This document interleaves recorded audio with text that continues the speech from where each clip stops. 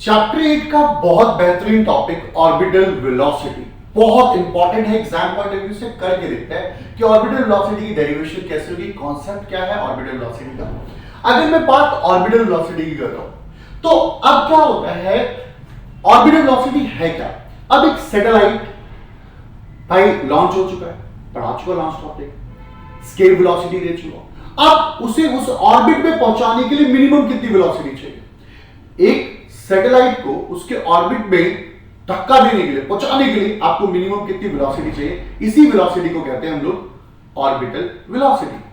अब orbital velocity, ये हमारा अर्थ है और ये हमारा ऑर्बिट है जिसके अंदर हम लोग एक सैटेलाइट लॉन्च करने वाले हैं। और हमने क्या किया, यहां पर एक सैटेलाइट लॉन्च कर दिया जिसकी वेलोसिटी v0 है। ये सैटेलाइट है। अब भाई सैटेलाइट में क्या हुआ कि सैटेलाइट हमने लॉन्च कर दिया तो ऑर्बिटल वेलोसिटी का एक्सप्रेशन क्या होगा, ध्यान से सुनना। ये सपोज करते हैं अर्थ है और यहां पर एक ऑर्बिट में एक बॉडी घूम रही है ऐसे। तो अभी कोई भी बॉडी घूमेगी कैसे, सैटेलाइट को हमने रस्सी बांध के तो ऐसे ऐसे घुमाया नहीं हो, ऐसे घुमाया सैटेलाइट को नहीं। अब यहां पर सैटेलाइट को एक बाइंडिंग फोर्स मिल रहा होगा, उससे बाइंड कर रहा होगा एक कोई फोर्स और एक सेंट्रीपिटल फोर्स। जब दोनों बैलेंस हो गए होंगे तभी तो बॉडी एक दूसरे से रोटेट कर पाएगी। यस मेरे बच्चे, दो बॉडी जब रोटेट करेगी जब दोनों का इक्विलिब्रियम फोर्सेस होगा, एक उसका बाइंडिंग फोर्स यानी ग्रेविटेशनल फोर्स और एक उसका सेंट्रीपिटल फोर्स। बस इस दो कॉन्सेप्ट को अगर आपने याद रखा तो आपका कॉन्सेप्ट पूरा क्लियर हो जाएगा। इसे मान लेते हैं m या m0 mass of satellite, mass of satellite आपको जो मानना है आप m मान लीजिए, छोटा m कोई दिक्कत नहीं है। तो मैंने कहा यहां पर gravitational force between tensional force और सेंट्रीपिटल फोर्स, दोनों फोर्सेस को बराबर होना पड़ेगा तभी तो वो क्या होगा, रोटेट हो पाएगी बॉडी। अब आप एक चीज देखिए, ध्यान से सुनिएगा। क्या होगा, ये मान लेते हैं एक गोला है, जिस गोला का नाम अर्थ है हमारा, ये अर्थ है और यो का मास जो है वो कैपिटल M है। ये छोटा सा एक सैटेलाइट है जो कि यहां से यहां तक r+h के डिस्टेंस पर है। इस सैटेलाइट को हमें रोटेट कराना है। ये रोटेट कर रहा है, ये इस ऑर्बिट में घूम रहा है, पर इसका वेलोसिटी जो है वो v0 है, मिनिमम वेलोसिटी जो हमने दी ऑर्बिटल वेलोसिटी उस ऑर्बिट में छोड़ने के लिए v0 है। अब आप देखिएगा ना, यहां पर उसे बांधने के लिए एक फोर्स चाहिए जिसका नाम है ग्रेविटेशनल फोर्स, वो अंदर इधर बांधे, और एक बाहर फोर्स होगा सेंट्रीफ्यूगल फोर्स CPF। ये दोनों फोर्स जब बराबर हो जाएगा, ग्रेविटेशनल फोर्स और CPF सेंट्रीफ्यूगल फोर्स जब दोनों बराबर हो जाएगा तो क्या होगा, वो बॉडी आराम से रोटेट कर पाएगी। तो मुद्दा यही पर है कि इन दोनों को हमें क्या कहते हैं, इक्वल करना है। ग्रेविटेशनल फोर्स का फॉर्मूला होता है G, पहला मास दूसरा मास दोनों के बीच की दूरी का होल स्क्वायर। अच्छा यहां पे h क्या है, h is the height of orbit, height of orbit या हाइट ऑफ ऑर्बिट है। और CPF क्या होता है, m वेलोसिटी का स्क्वायर अपॉन r+h। बेटा सेंट्रीपिटल फोर्स होता है mv²/r, r क्या है यहां पर r+h। अभी कट गया r+h से r+h। अच्छा यहां पर हमने m0 ले रखा था तो m0 से m0 भी कट गया, तो हमारे पास फॉर्मूला आया G कैपिटल M अपॉन में r+h और v0 का स्क्वायर। अब ये एक एक्सप्रेशन आ गया, मैंने क्या किया, यहां से v0 निकाला, क्या होगा under root gm upon r+h। मेरा बेटा एक एक्सप्रेशन तो मैं तुम्हें बता चुका हूं v0 का, v0 है gm अपॉन r+h। एक एक्सप्रेशन क्लियर हो गया होगा तुम्हारे को। ये है orbital velocity, this is the orbital velocity. अब ठीक है, ये ऑर्बिटल वेलोसिटी हमारी, अभी हमारी ऑर्बिटल वेलोसिटी। तो ऑर्बिटल वेलोसिटी के एक्सप्रेशन की अगर बात करें हम लोग तो ध्यान से सुनो क्या होगा। हमने ऑर्बिटल वेलोसिटी क्या लिखा, v0 under root gm upon r+h, यही तो लिखा। थोड़ा सा इसका ऑपरेशन करते हैं, थोड़ा खिलवाड़ करते हैं, थोड़ा देखते हैं आगे एक्सप्रेशन। परंतु हम जानते हैं पता है क्या कि स्मॉल जी और कैपिटल जी के बीच में जीएम अपॉन आर स्क्वायर होता है, तो जीएम इक्वल टू क्या होगा, जी आर स्क्वायर होगा, GM equal to G R square होगा। अगर मैं इस एक्सप्रेशन वैल्यू को वी नॉट को यहां रख दूं, G R square upon R plus H, ये भी एक एक्सप्रेशन है ऑर्बिटल वेलोसिटी का, ये एक्सप्रेशन भी ऑर्बिटल वेलोसिटी का है।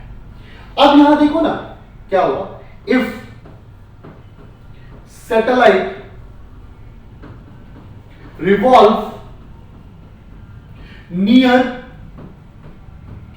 To earth surface, earth surface के नियर वो अगर क्या कर रहा है, रोटेट कर रहा है, तो एच अप्रॉक्स एच जो हम ले सकते हैं अप्रॉक्स टेकन 0, एच हम अप्रॉक्स 0 ले सकते हैं। अब एच अप्रॉक्स अगर 0 ले सकते हैं तो क्या होगा यहां पे, V naught G R square, और हमने क्या किया, एच अप्रॉक्स 0 लिया, तो यहां पे क्या बचा, आर।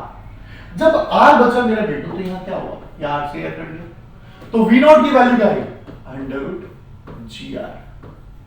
तो यार जी की वैल्यू तो हमारे को पता 9.8 होती है मीटर पर सेकंड स्क्वायर, और आर हमारा 6400 किलोमीटर हो गया, 6.4 into 10⁶ मीटर हो गया। अगर हम इस वैल्यू को यहां रखें, इस वैल्यू को इसमें पुट कर दें, यानी 9.8 मल्टीप्लाई 6.4 into 10⁶, तो ये जो आंसर आएगा लगभग 7.92 किलोमीटर पर सेकंड आएगा। ओ माय गॉड, एक सेकंड में 7.92 लगभग 8 किलोमीटर मिनिमम वेलोसिटी। एक सेकंड में 8 किलोमीटर का मतलब समझ रहे हैं, एक सेकंड में 8 किलोमीटर स्पीड अटेन कर लेगा। This is a orbital velocity, ये हमारा ऑर्बिटल वेलोसिटी होगा।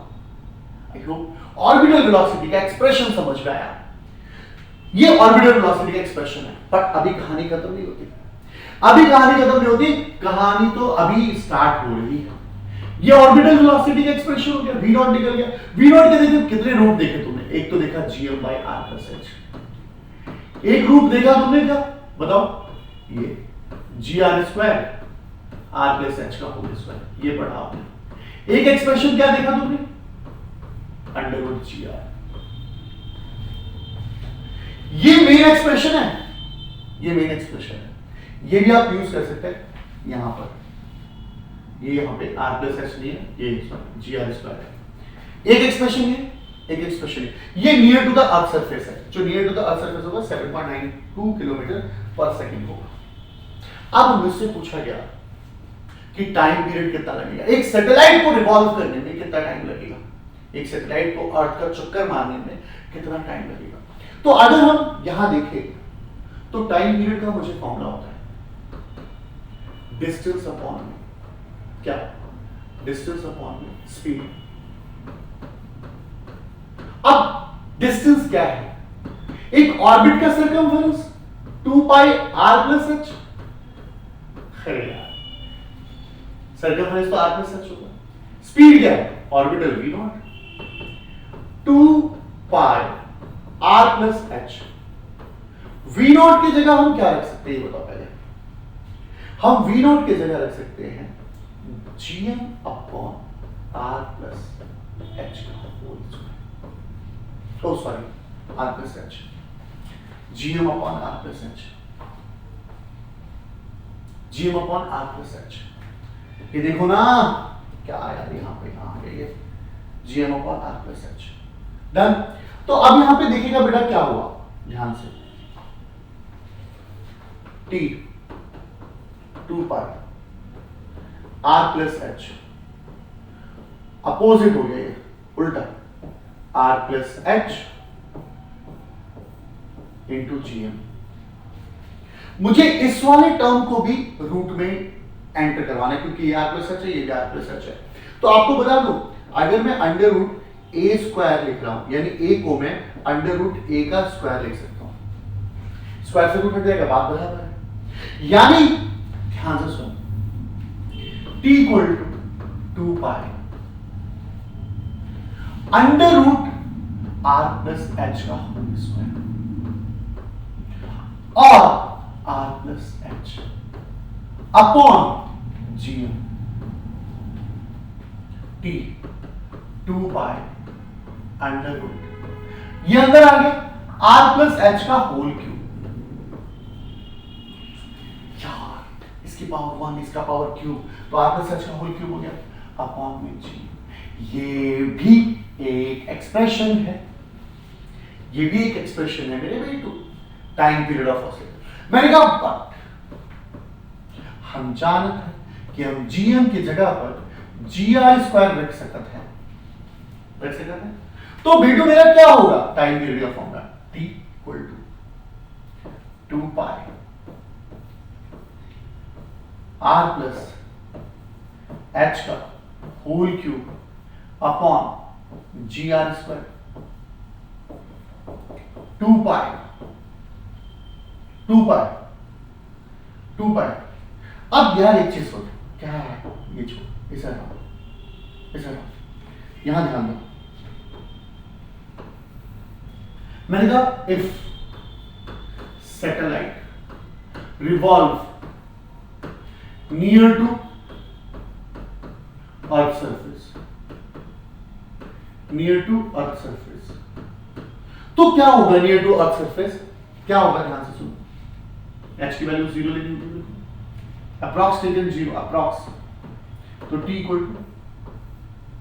To 2 pi under root R की पावर 3 और जी आर स्क्वायर। अब क्या हुआ बेटू, यहां ध्यान से सुन, ये कट गया, तो टाइम पीरियड क्या है तेरे पास 2 pi under root R upon में जी। ठीक, ये टाइम पीरियड आ गया मेरे बच्चे, ये टाइम पीरियड हमारा कितना आ गया, ये टाइम पीरियड आ गया हमारा 2 pi under root R upon में जी। अब इस पे अगर हम रेडियस, स्क्रीनशॉट ले लेते हैं भाई, अब अगर हम इस पे रेडियस की वैल्यू रखते हैं near to the earth surface, अगर हम इस पे रेडियस की वैल्यू रखते हैं 2 पाई 6.4 इंटू 10 की पावर 6 और 9.8, अरे यार काम करिए ना 10 ले लेना, ऊपर 5 हो जाएगा, तो अप्रॉक्स टाइम पीरियड जो आएगा अप्रॉक्स 84.6 मिनट एक रिवॉल्यूशन का टाइम है। This is the time period of revolution जब अर्थ के नियर वो सैटेलाइट रिवॉल्व कर रहा होगा, तो ये हमारा टाइम पीरियड है। डन मेरे बच्चे। अच्छा एक और बात, टाइम पीरियड निकालिए। अगर हमसे पूछता वो हाइट ऑफ ऑर्बिट, अगर हमसे पूछता height of orbit, height of orbit, अगर हमसे बस सीधा हाइट ऑफ ऑर्बिट पूछता तो क्या पूछता, हाइट ऑफ ऑर्बिट कैसे निकालते हम लोग। यार अभी हमने इतने सारे एक्सप्रेशन निकाले, अभी तक हमारे पास एक्सप्रेशन की कमी नहीं है। देखो एक्सप्रेशन है t इक्वल टू 2 पाई, ये भी एक एक्सप्रेशन है, यहां से भी हम हाइट ऑफ निकाल सकते हैं। चलो देखते हैं क्या लिखा t equal to 2 pi under root R plus H का होल क्यूब अपॉन में जी।